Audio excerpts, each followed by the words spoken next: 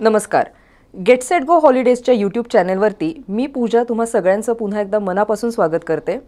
आजही आपल्यासोबत आहेत Amit Kulkarni, get set go हॉलिडेजचे सर्वेसर्वा. मागच्या एपिसोडमध्ये आपण त्यांच्याकडून कैलास मानसरोवर या विषयावरती खूपच सखोल माहिती जाणून घेतली. तिथलं वातावरण, नवीन रूट, कशा पद्धतीने यात्रा होणार आहे.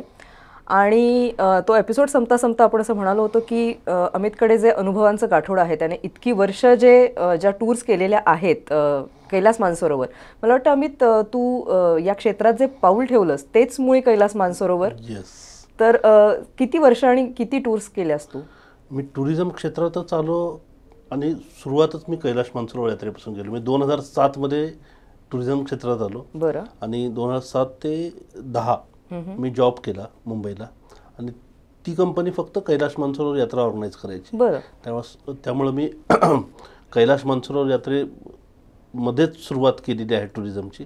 आणि पहिली यात्रा म्हणजे 2007ला झाली. बरं. आणि 2019 पर्यंत दरवर्षी मी एक दोन वेळेस कैलास मानसरोवर यात्रेला जायचो.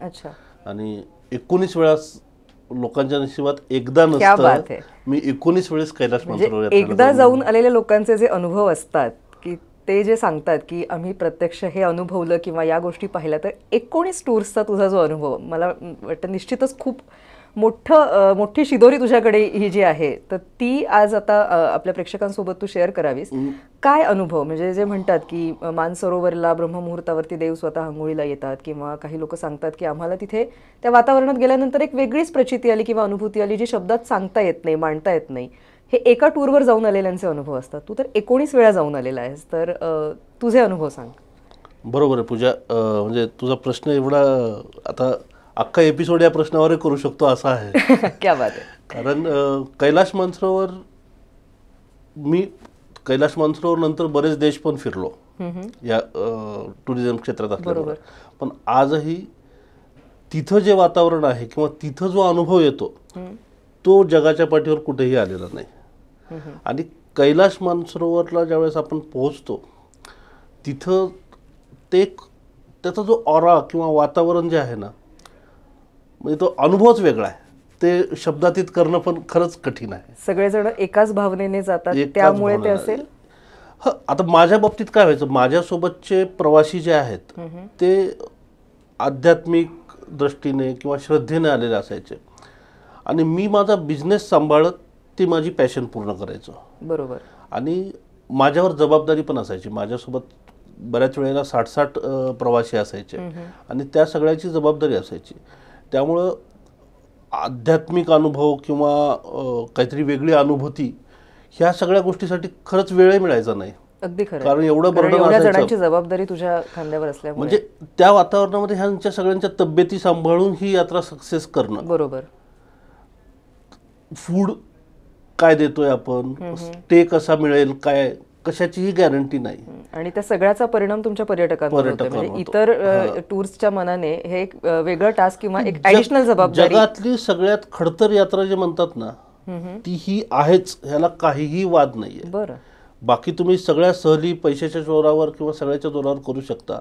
ही यात्राच आहे आणि ह्याच्यामध्ये रोज नवीन आव्हान आणि रोज नवीन अनुभव असायचे.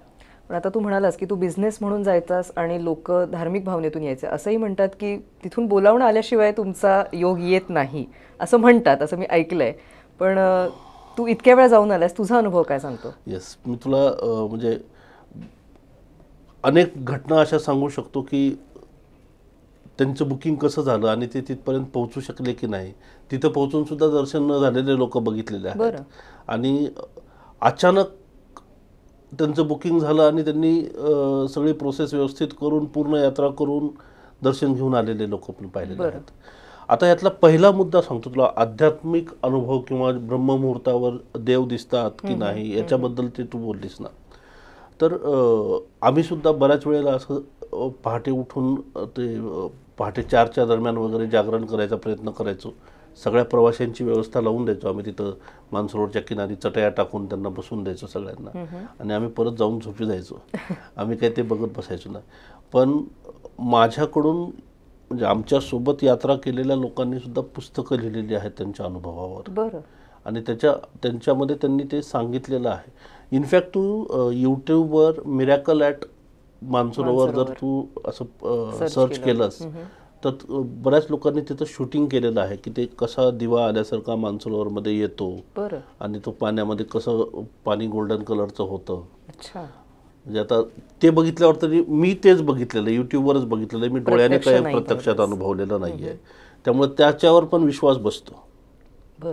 आणि तिथलं एकंदरच वातावरण तसं होतं की सगळे एक आध्यात्मिक वातावरण होऊन जातं, अनुभव वेगवेगळे येतात आणि काहीतरी एक वेगळी शक्ती आहे याच्यात काहीच वाद नाही. आता काही काही गोष्टी त्याच्या बाबतीत जे फॅक्ट आहेत कैलासच्या बाबतीत, कैलास पर्वतावर आजपर्यंत कोणीही ट्रेक करू शकलेलं नाही आहे. काही जर्मन रशियन लोकांनी प्रयत्न केला पण ते परत आलेले नाही आहेत.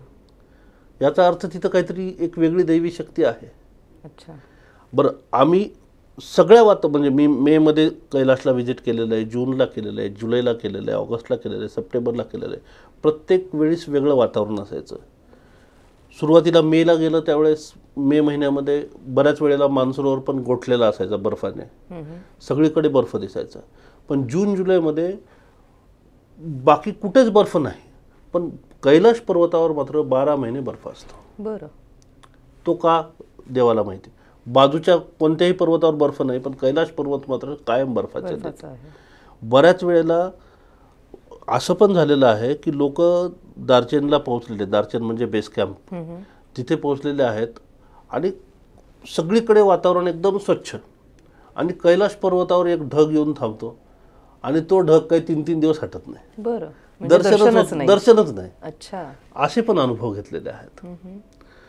आता एक तू जे बोललीस ना, बोलावणं आल्याशिवाय तिथं दर्शन होत नाही, हे तर मी बऱ्याच म्हणजे देवताच्या दर्शनाच्या वेळेस हे अनुभवतो की काही काही वेळेला आपण ठरवून सुद्धा एखाद्या देवाला जाऊ शकत नाही.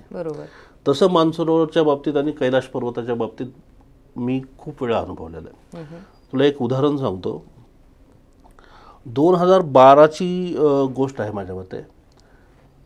फेब्रुवारीमध्ये महाशिवरात्रीच्या दरम्यान आमच्या ऑफिसच्या खाली मी तिथं हरिहरेश्वर मंदिर पण होतं आणि बरेच भाविक यायचे त्या मंदिरामध्ये शिवरात्रीच्या दिवशी. म्हणून शिवरात्रीच्या शुभेच्छा देणारा एक फलक लावला होता, मी फ्लेक्स लावला होता आणि त्याच्यावर कैलास पर्वताचा फोटो होता. तर सकाळी सकाळी चतुर्थ श्रेणी कामगार, सफाई कामगार मला सकाळी सकाळी 2 बायकांनी विचारलं, हा फोटो कशाचा आहे. तर मी त्यांना सांगितलं की कैलास पर्वत आहे असं असं आणि तिथं आम्ही इथं यात्रा ऑर्गनाईज करतो वगैरे. तर दादा मी तुम्हाला ऑफिसमध्ये येऊन भेटू, किती वाजता भेटू.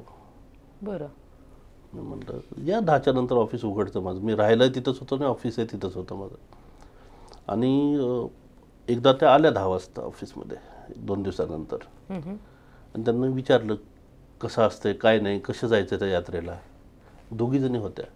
मी त्यांना सांगितलं येस असं असं 90,000 रुपये पर पर्सन साधारण खर्च येतो तेव्हाचा आणि 14 दिवसाची यात्रा असते, तुम्हाला पासपोर्ट आवश्यक आहे, हे आहे ते.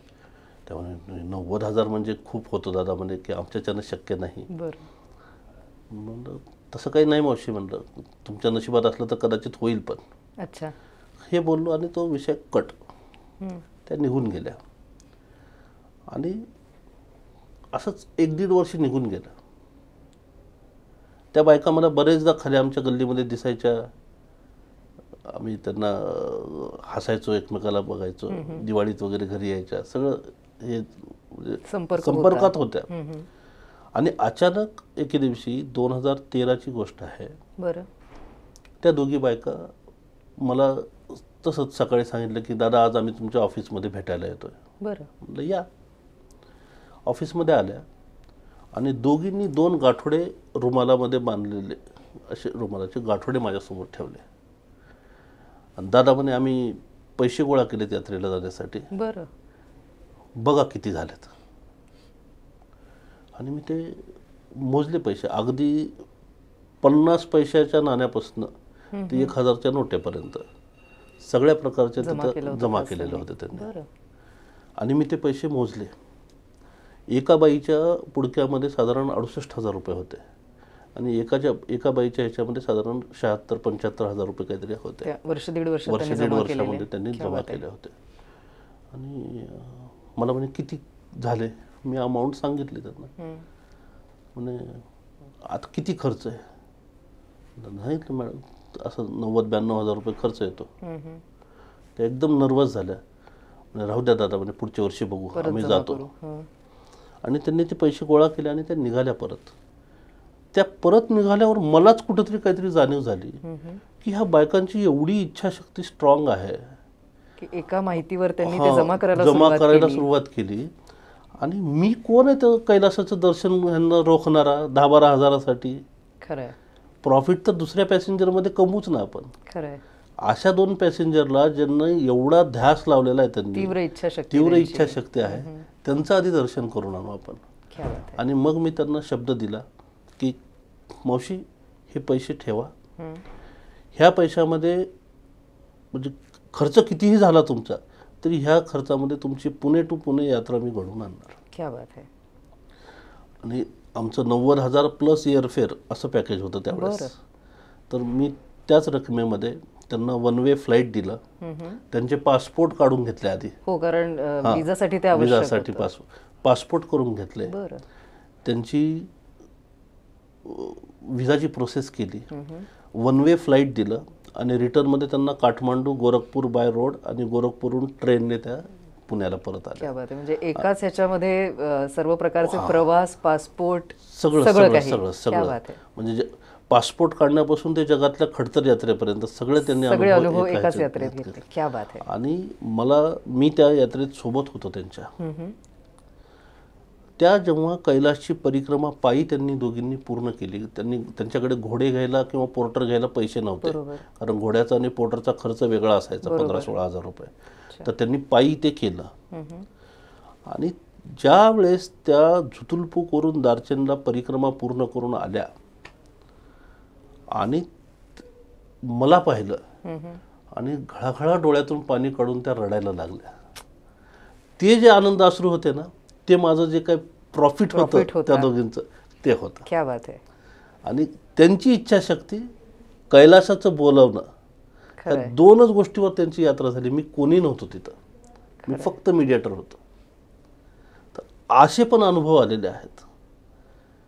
खरंच हा एक खूपच म्हणजे अंगावर शहारा आणणारा असा अनुभव आहे. म्हणजे सांगतोयस तरी ते सगळा प्रसंग डोळ्यासमोर उभा राहतोय. ते त्यांची इच्छाशक्ती काय स्ट्रॉंग असेल. असं नाही की कुठून तरी उधार काढलेत, व्याजानं काढलेत आणि यात्रा केली, असं नाही. त्यांनी स्वकष्टाची कमाई आणि तो ध्यास लागल्यासारखं त्यांनी ते वर्ष दीड वर्ष जमा केलं आणि ती यात्रा करून आले. खरंच खूपच वेगळ्या प्रकारचा अनुभव आहे. म्हणजे तिथल्या अनुभूतीपेक्षाही हे अनुभव जे आहेत माझ्याकडे असेच अनुभव आहेत. मला कैलास कधी दिसला नाही, पण या रूपातून अनुभवला. क्या बात आहे. आणि हे जसं तू सांगितलंस एकीकडे की इतका ध्यास घेऊन ते बोलावणं आलं आणि त्यांची ती यात्रा सफळ झाली. असं कधी झालंय का की खूप पूर्वतयारी केलेली आहे, पैसे आहेत, सगळं काही आहे, पण तिथे जाऊनही दर्शन घडलं नाही, असे काही अनुभव? तसे पण अनुभव खूप आहेत. एक थोडासा माझ्यासोबत घडलेली घटना किंवा वाईट अनुभव आहे म्हणायला हरकत नाही तो. बरं. मी त्यावेळेस नोकरी करायचो, म्हणजे ह्या अनुभवाच्या आधीचा अनुभव आहे तो. 2010ची गोष्ट आहे, जेव्हा रघुकुल हॉलिडे सुरू व्हायचं होतं. सुरू व्हायच्या आधी मी जिथं जॉब करायचो तिथला अनुभव हा. तर तिथे मी जॉब करायचो. तिथे मुंबईतून काही एक पॉलिटिकल कार्यकर्ते असतात ना एखाद्या पक्षाचे, त्या पक्षाच्या कार्यकर्त्याचा ग्रुप होता एक 20-22 मुलांचा. बरं. त्यांनी माझ्याकडे कैलास यात्रा बुक केली आणि त्यांनी बुक करताना मला सांगितलं होतं की आम्ही असे ह्या आमदार साहेबांचे कार्यकर्ते आहोत. बरं. आणि आमच्या आमदार साहेबांना आम्हाला न्यायचं नाही आहे कैलासला. बरं. कारण तिथे जाऊन आम्हाला त्यांची जी हुजरी करायची नाही, आम्हाला कैलासाचंच दर्शन घ्यायचं आहे. बरं. माझा काही संबंध नव्हता त्या आमदारापर्यंत जाण्याचा, मी काही त्यांना सांगितलं नाही. बरं, ह्यांना 14-15 दिवस दूर जायचं म्हणजे विजा आल्यानंतर तरी आमदाराला सांगणं गरजेचं होतं की आम्ही परवानगी घेणं गरजेचं होतं. ह्यांनी शेवटच्या मोमेंटला परवानगी घेतली आणि तो आमदार चिडला की म्हणे असं कसं, मला पण यायचं आहे. अरे बापरे. आणि विजाची प्रोसेस साधारण 21 दिवस आधी विजा अप्लाय करायचा असतो. बरं. विजाची प्रोसेस ऑलरेडी झालेली होती. तर मग त्यांनी काय पॉलिटिकल वजन लावलं, काय केलं माहिती नाही. मला फोन आला आणि म्हणे की मला जायचंच आहे. म्हटलं सर विजा होणं शक्य नाही. कुठे करायचा असतो, कसा करायचा असतो सांगा, फक्त माझं मी बघतो सगळं. बरं. आणि त्यांनी दिल्लीहून अर्जंटमध्ये इमर्जन्सी विजा मिळवला. बरं. आणि ते आमच्यासोबत आले.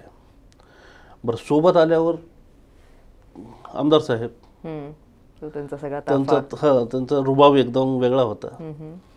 आणि त्यांनी आमच्यासोबत एक गोष्ट केली, म्हणजे त्यांनी आम्हाला सांगितलं नाही की त्यांना अस्थम्याचा त्रास होता. आणि ज्या दिवशी आम्ही नेपाळवरून प्रवास सुरू केला, नेपाळमध्ये तर काही त्रास होत नाही हाय अल्टिट्यूडचा, पण पहिला मुक्काम जो नॅलमला होता त्या दिवशी रात्री मला त्यांच्या रूममधून असं रात्रीच्या वेळेला आरडाओरडा ऐकू आला. आणि आम्ही रूममध्ये गेलो काय झालं विचारण्यासाठी. त्यावेळेस कळलं की आमदार साहेबाला अस्थम्याचा अटॅक आला आहे. बापरे. मग आम्ही त्यांना समजावून सांगितलं की तुम्ही आता इथून जा, तुम्हाला हाय अल्टिट्यूडला शक्य नाही. तिथं आमचा 2 दिवसाचा मुक्काम होता, 48 तासाचा मुक्काम असायचा अल्टिट्यूड ऍडजस्ट होण्यासाठी. ॲक्लमटायझेशन स्टे म्हणायचं आम्ही त्याला. तर तिथे 2 दिवसाचा मुक्काम होता. मग त्या 2 दिवसामध्ये लकीली त्यांची तब्येत स्थिरावली. बरं. स्थिरावल्यावर ते म्हणे की आता आम्ही परत जाणार नाही, आम्हाला पूर्ण करायची यात्रा. तब्येत ठीक झाल्यामुळे आम्हाला वाटलं की चला पुढे काही त्रास होणार नाही, आम्ही पुढे घेऊन निघालो. दुसऱ्या दिवशी सागा म्हणून मुक्काम होता, तिथला मुक्काम त्यांचा व्यवस्थित झाला. आणि त्याच्यानंतर तिसऱ्या दिवशी पर्यांग म्हणून एक जागा होती. बरं, ह्यांचं सगळीकडे रुबाब चालू होता, मला ही सेवा पाहिजे, मला ते पाहिजे, मला माझे पाय दाबून द्या, माझ्या शेर्पाला हे काम करायला लावा, माझ्यासोबत एक शेर्पा ठेवा कायमचा, किती पैसे द्यायचे सांगा त्याला. बरं. आमच्यासाठी आमदार काय आणि सगळे यात्रेकरू काय, सगळे सारखेच. आम्ही त्या भानगडीत पडायचो नाही. आम्ही म्हणायचो की साहेब आम्हाला शेर्पाची इकडं कमी पडतील, बरोबर, तुम्ही तुमचं ॲडजस्ट करा, तुम्हाला काय लागेल तशी मदत करू. सगळं करून आम्ही पर्यांगला पोहोचलो. पर्यांग हे ह्या पूर्ण रूटमधलं ना सगळ्यात वातावरणामध्ये विरळ वातावरण म्हणतात ना, ऑक्सिजन लेवल कमी असलेलं ते ठिकाण म्हणजे पर्यांग. बरं. कारण पर्यांगला खूप लोकांना त्रास व्हायचा. आणि त्यामध्ये आम्ही पर्यांगला थांबलो, एक नाईट थांबावंच लागायचं. दुसऱ्या दिवशी आम्ही मानसरोवरला पोहोचणार. एक 5 तासाचा प्रवास केला पर्यांगपासून की मानसरोवरला पोहोचतो. त्या दिवशी रात्री 11 साडे 11 वाजता परत साहेबांचा मोठा मेजर अटॅक आला. आणि पर्याय नव्हता. सगळं आम्ही चेक केलं. आमच्यासोबत एक चायनीज गाईड असायचा. चायनीज गाईडने सांगितलं की आम्ही ह्याला घेऊन जाऊ शकत नाही, तुम्ही इथून परत जा. मग आमदार साहेब, त्यांची बायको, त्यांच्यासोबत 2 कार्यकर्ते, त्यांना एक वेगळी गाडी करून दिली आणि त्यांना नेपाळला परत पाठवून दिलं. म्हणजे पैशाचा एवढा जोर होता सगळ्या घटना, पण शेवटपर्यंत कैलासाचं दर्शन काही घेता आलं नाही. अगदी जवळ जाऊन, म्हणजे अगदी 5-6 तासांच्या अंतरापर्यंत जाऊनही नाही घेता आलं. त्यांनी विजा त्यांच्या ह्याच्यावर घेतला. बरोबर. हुद्दा होता त्यांचा आमदार साहेबाचा, संबंध होते. आम्ही नाही म्हणून सुद्धा आले. अस्थम्याचा त्रास झाला.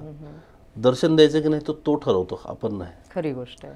त्याच्यानंतर त्यांनी मला खूप त्रास दिला. ते पैसे कसे वसूल केले काय नाही तो भाग वेगळा आहे, ते इथं डिस्कस नको करायला. पण ते म्हणजे ज्यांच्याकडे पैसे नाहीत त्यांची यात्रा घडू शकते, आणि ज्यांच्याकडे आहेत त्यांना सुद्धा तसं काही दर्शन देईलच असं काही नाही. हे सर्वस्वी तिथल्या वातावरण आणि कैलासाचं बोलवणं फार महत्वाचं आहे. खरी गोष्ट आहे. कैलासाचं बोलवणं आल्याशिवाय तुम्ही जाऊ शकत नाही, हा माझा 100% विश्वास आहे त्याच्यावर. तुम्ही कितीही पैसे भरा, कितीही तब्येतीची काळजी घ्या. मी 76 वर्षाचे आमचे कुलकर्णी काका म्हणून, HK कुलकर्णी म्हणून आहेत पुण्यातले, माझ्यासोबत त्यांनी 3 कैलासच्या यात्रा केलेल्या आहेत, 3 वेळा. पहिली यात्रा 71 वर्षाचा असताना, दुसरी यात्रा 74 वर्षाची असताना, तिसरी यात्रा 76 वर्षाची असताना. आणि पूर्णपणे एकदम फिट माणूस, कुठेही काही त्रास नाही. क्या बात आहे.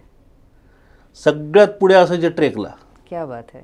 अजूनही ते फिरतात. आता जवळपास 87-88 वर्ष वय त्यांचं, अजूनही सगळीकडे फिरतात ते. त्यांच्यासारखी एनर्जीच कोणामध्ये नाही आहे. क्या बात आहे.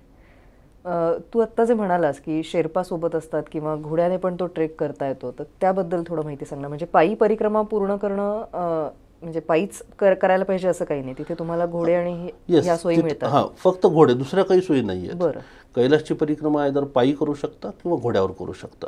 बरं. घोड्यावर करणं सुद्धा एवढं काही फार सोपं नाही आहे. आपल्याला वाटतं की घोड्यामुळं आपल्याला चालायला कमी पडेल किंवा काय, पण काही काही ठिकाणं अशी आहेत, चढ एवढा स्टीप आहे की तिथं घोड्यावर सुद्धा चढू शकत नाही तुम्ही. तिथे कंपल्सरी उतरून चालावं लागतं. किंवा काही काही उतार एवढे स्टीप आहेत. तर दोलमाला पास म्हणून सगळ्यात हायेस्ट पॉईंट आहे या यात्रेतला. साधारण 18,600 फूट अल्टिट्यूड आहे त्याचं. म्हणजे एव्हरेस्ट बेस कॅम्पच्या सिमिलर हाईटला आपण जातो. तर तिथं तुम्हाला खूप ऑक्सिजनचा त्रास होऊ शकतो. म्हणजे या परिक्रमेमधलं सगळ्यात उंच ठिकाण आहे ते दोलमाला पास. तर त्या ठिकाणून उतरताना तुम्हाला कंपल्सरी चालत उतरावं लागतं, घोड्यावर नाही उतरायचं. घसरण्याची शक्यता खूप जास्त असते. त्यामुळं घोडे जरी घेत असाल तुम्ही तरी तुमची चालण्याची क्षमता असणं हा सगळ्यात मोठा क्रायटेरिया आहे. बरोबर. मागच्या एपिसोडमध्ये तू सांगितलंस की ही 42 किलोमीटरची परिक्रमा आहे. पहिल्या दिवशी 12 किलोमीटर, दुसऱ्या दिवशी 22 किलोमीटर. आत्ता हे ऐकताना किंवा जे रेग्युलर व्यायाम करणारी लोक आहेत किंवा चालणारे, तर सपाटीवरती जेव्हा तुम्ही 12 किलोमीटर चालता तर त्याच्यासाठी लागणारा वेळ हा एक वेगळा विषय आहे. पण समुद्र सपाटीपासून एवढ्या उंचीवरती त्या वातावरणामध्ये तर हे साधारण किती 12 किलोमीटरचं अंतर असेल किंवा 22, तर वेळ साधारण किती लागतो? सगळ्यात स्लो चालणाऱ्या माणसाचं अंदाज सांगतोय मी तुला की पहिले 12 किलोमीटर साधारण 6 तास लागतात. बरं. काही लोक ते 2.5-3 तासात कव्हर करतात. बरं. पण एवढ्या वेगाने चालताना काही त्रास? काय प्रॅक्टिस असणारे लोक करतात. बरोबर. किंवा तुम्ही कसं वातावरणाशी तुमचं ॲक्लिमटायझेशन झालेलं आहे त्याच्यावर पण डिपेंड आहे. काही लोक फिट असतात, ते करू शकतात. 2.5-3 तासात सुद्धा ते 12 किलोमीटरचा ट्रेक केलेले लोक बघितलेले आहेत मी.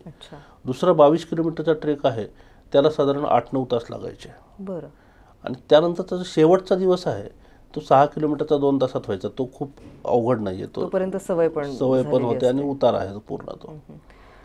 मेडिकल इमर्जन्सीज तुला या दरम्यान किती वेळा आलेल्या आहेत? म्हणजे पर्यटकांच्या बाबतीत असतील किंवा तुम्हाला स्वतःला टूर मॅनेजर म्हणून, तुम्ही ऑपरेटर म्हणून जेव्हा जाता, तर तुम्हालाही कधी या वातावरणाचा काही त्रास असं कधी? प्रवाशांना तर आम्हाला म्हणजे प्रत्येक ग्रुपमध्ये एखाद दुसरी केस अशी व्हायचीच की त्यांना मेडिकल इमर्जन्सीने आम्हाला परत आणायला लागायचं. डॉक्टर्स लोक विशेष असतात, स्वतः डॉक्टर असल्यावर त्यांना सगळं मेडिकली माहीत असतं. बरोबर. आणि त्यांचा कॉन्फिडन्स जरा जास्त ओव्हर कॉन्फिडन्स होऊन जातो तिथं. आम्हाला सगळं माहित आहे, आम्हाला हे करायचंय, आम्ही असं वागू. त्यांना 100दा सांगायचो आम्ही की सर, हे हिमालय, इथं हे असंच वागणं गरजेचं आहे, तुम्ही असं चाला, तुम्ही असं आणि तिथं बऱ्याच लोकांना तशा पण इमर्जन्सी आलेल्या आहेत. निसर्गाशी खेळू शकत नाही, हिमालयाची तुम्ही खेळूच शकत नाही. हिमालय तुम्हाला तुम्ही किती क्षुद्र आहेत हे दाखवून देतो. अगदीच. तुमचा जीव क्षुद्र आहे त्याच्यासमोर. त्यामुळं तिथं हिमालयाच्या विरुद्ध काहीही वातावरण, निसर्गाच्या विरुद्ध आपण खेळायचं नाही. बरोबर. ते जसं सांगेल तसं वागलं पाहिजे. तर तो पण अनुभव आहे मला. बऱ्याच डॉक्टरांना मी रेस्क्यू केलेला आहे. बरं. आता आपल्याला कोविडच्या वेळेस आपल्याला ऑक्सिजनची लेवल काय असली पाहिजे, ऑक्सिमीटर वगैरे सगळ्या गोष्टी कळाल्या. पण त्यावेळेस आम्ही ऑक्सिमीटर सोबत कॅरी करायचो कैलास यात्रेला. आणि आता आपल्याकडे इथं कसं झालं होतं की 94च्या खाली ऑक्सिजन लेवल आली म्हणलं की आपल्याला ऍडमिट करायचे ICU मध्ये. पण कैलास मानसरोवरच्या त्या अल्टिट्यूडला तुमचं 70 पर्यंत ऑक्सिजन लेवल असेल तरी चांगली समजायचो आम्ही. हो, ही नवीन माहिती आहे. अच्छा. आणि मी ज्यांना 1-2 रेस्क्यू केलेलं आहे त्यांचं ऑक्सिजन लेवल अगदी 37 पर्यंत पण आलेलं आहे. बापरे. पण ते त्याही ह्याच्यातून सेफली परत आले. येस. आता लकीली तसा काही मिसहॅप कधीच झालेला नाही. टीम आमची खूप स्ट्रॉंग होती. ऑक्सिजन सिलेंडर, फर्स्ट एड, आमची जी शेर्पाची टीम होती त्यांना फर्स्ट एड काय करायचं किंवा काय तिथं पहिलं इमर्जन्सीमध्ये कसं ट्रीट करायचं ह्याच्या सगळ्यांना ट्रेनिंग असायचं. बरोबर. कारण नॉर्मल हे आणि तिथल्या वातावरणात हे नक्कीच ह्या सगळ्या गोष्टीचा अनुभव, आमच्याकडे टीम खूप स्ट्रॉंग होती. एवढं मोठं पार पाडणं याच्यासाठी खरोखरच म्हणजे टीमचे एफर्ट्स तर निश्चितच लागत असणार. येस. याच्या व्यतिरिक्त अजून काही असे वेगळे अनुभव सांगू शकशील तू? मुंबईचा एक ग्रुप होता आमच्यासोबत. अगदी सगळ्यांनी युनिफॉर्म, ड्रेस, एन्जॉय पण खूप करायचे लोक. की सगळ्या बायकांनी 9वारी साड्या, बरं. सगळ्या पुरुषांनी भगवे शर्ट, धोतर, टोपी अशा याच्यामध्ये मानसरोवरची पूजा केलेली क्या आहे. बात आहे. आम्ही अनेक लोकांचे वाढदिवस साजरे करायचो. अच्छा. म्हणजे कैलासच्या तिथं केक वगैरे काही मिळायचं नाही. बरोबर. मग आमचे शेर्पा लोक शिरा करायचे अच्छा. सुजीचा आणि त्या शिऱ्याचा केक तयार करायचो आणि तो आणि केक तो कट कापायचा. करायचो. असे पण खूप म्हणजे मजा पण म्हणजे अगदी सगळ्याच गोष्टी खूप रिस्की असतात असं पण नाही. खूप एन्जॉय करत करत पण यात्रा करायचो. लोक बसच्या प्रवासामध्ये गप्पा गोष्टी व्हायच्या, लोक अनुभव शेअर करायचे, खूप काही एकमेकाचे आध्यात्मिक अनुभव सांगायचे किंवा ऋणानुबंध तर असे जुडल्या गेलेले आहेत. तुला सांगतो ह्या कैलास यात्रेमुळं म्हणजे चांदा ते बांदा म्हणतात तसं महाराष्ट्रातल्या प्रत्येक कोपऱ्यातनं माझ्याकडे पॅसेंजर यायचे. म्हणजे अगदी चंद्रपूर, गडचिरोलीपासून माझे संबंध आहेत. इकडं नंदुरबार, धुळे, जळगाव, मराठवाड्यातली लोक. एका यात्रेने तू संपूर्ण महाराष्ट्राशी जोडला सगळीकडे गेलास महाराष्ट्रात थोडक्यात. जोडलेलो होतो. मला अनेक लोकांनी मानसरोवरच्या किनारी तू माझा मानसपुत्र आहेस असं बोललेले आहेत आणि आजताग आहेत त्या लोकांचे माझे खूप चांगले संबंध आहेत. म्हणजे ते त्यांच्या मुलांवर जेवढं प्रेम करतात तेवढं माझ्यावर करतात. म्हणजे सगळं जग फिरून लोक येतात पण अनुभव म्हणून लक्षात राहण्यासारखी टूर म्हणजे मानसरोवरची यात्रा. एक संभाजीनगरचेच देऊळगावकर काका म्हणून आहेत, शरद देऊळगावकर, ज्येष्ठ पत्रकार. त्यांनी पुस्तक लिहिलेलं कैलास मानसरोवर निसर्ग यात्रा. बरं. तर त्यांनी निसर्गाचं कसं रूप आहे कैलास मानसरोवर त्यावर खूप सुंदर पुस्तक लिहिलं. त्यांनी माझ्याकडूनच यात्रेतले अनुभव सगळे. यात्रेतले क्या अनुभव. बात आहे. त्यांनी एक चळवळ चालवल्यासारखं केलं होतं. गावचा बेल मानसरोवरला बरं. आणि मानसरोवरचं पाणी ग्रामदेवताला. क्या बात आहे. अशी त्यांनी त्यावेळेस चळवळ चालवल्यासारखं केलं होतं. त्यांनी जेवढे लोक जायचे त्यांना सांगायचे की तुम्ही मानसरोवरचं जे जल आणताय ते तुमच्या गावातल्या ग्रामदेवताला अभिषेक करा. आणि त्या भागामध्ये देऊळगाव म्हणून त्यांचं गाव आहे तिकडे औरंगाबादच्या साईडला. तर त्या भागामध्ये बरेच लोकांनी मोठे मोठे अभिषेक केले त्यावेळेस मानसरोवरच्या पाण्याचे. ते आले की मला बोलवायचे की आज इकडे पूजा आहे, इकडे मानसरोवरचा जलाभिषेक आहे. क्या बात आहे. हा अगदीच एक अजून वेगळ्याच पद्धतीचं पर्यटन. म्हणजे त्याला त्यांनी एक खूपच छान कनेक्ट गावाचा आणि त्या ठिकाणाचा त्यांनी जोडून दिला. क्या बात आहे. तर तो पण तशी लोक पण जोडली गेली माझ्यासोबत. म्हणजे फक्त यात्रेवरच असं नाही, तर यात्रेच्या व्यतिरिक्तही हे अनुभव विश्व तुझं खूपच समृद्ध होत गेलं. आणखी एक मला आता बोलता बोलता एक अनुभव आठवतोय. आपल्याला वाटतं की फिटनेस पाहिजे, फिटनेस शिवाय आपण जाऊ शकत नाही. मला एक जळगावची एक मोठी हस्ती, नामी हस्ती आहे. त्यांचं वजन जवळपास 118 किलो होतं आणि त्यांनी माझ्यासोबत कैलास यात्रा केली. त्यांना सगळ्यांना वाटायचं की हे कसे शक्य नाही, परंतु मी त्यांच्या सोबत पूर्ण यात्रेच्या दरम्यान मी खंबीरपणे त्यांच्यासोबत होतो. सर तुम्ही करू शकता, तुम्हाला काही पायी परिक्रमा पूर्ण केली त्यांनी? पूर्ण नाही केली पण एक दिवसाची परिक्रमा त्यांनी व्यवस्थित केली. क्या बात आहे. 12 किलोमीटरची. क्या बात आहे. पण कैलासाच्या अगदी जवळ जातं माणूस जी 12 किलोमीटरची परिक्रमा करतो त्यावेळेस. तर त्यामुळं इच्छाशक्ती असेल तुमची. म्हणजे हे आपण सुरुवातीला जे वाक्य म्हटलो की बोलावणं आल्याशिवाय नाही, तर त्याला कुठलीही बंधनं नाही आहेत ना, वयाचं, वजनाचं किंवा फक्त इच्छाशक्ती आणि तो योग, या दोन गोष्टी जोडून यायला हव्यात. अगदी 35-40 किलो वजन असलेल्या, 50 किलो वजन असलेल्या लोकांना पण त्रास झाला म्हणून परत पाठवलेलं आहे. आणि यांचं 118 किलो वजन होतं त्यावेळेस त्यांची मी परिक्रमा व्यवस्थित केली. अजून एक तुला अनुभव सांगतो. मी अशा व्यक्तीची कैलास यात्रा म्हणजे मी केली म्हणणार नाही, मी सोबत हातून घडली किंवा सोबत दिली मी त्यांना, ज्यांचा पूर्ण पाय तो जयपुरी पाय म्हणतात ना तसा लावलेला होता. आणि त्यांनी कैलासची यात्रा पूर्ण केलेली. क्या बात आहे.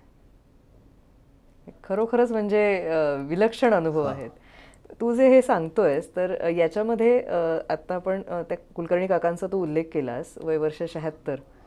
तर ही वयोमर्यादा जी आहे ती रेंज काय होती? म्हणजे सगळ्यात यंगेस्ट तुझ्याबरोबर यात्रा ज्यांनी केली आहे आणि सगळ्यात सिनियर?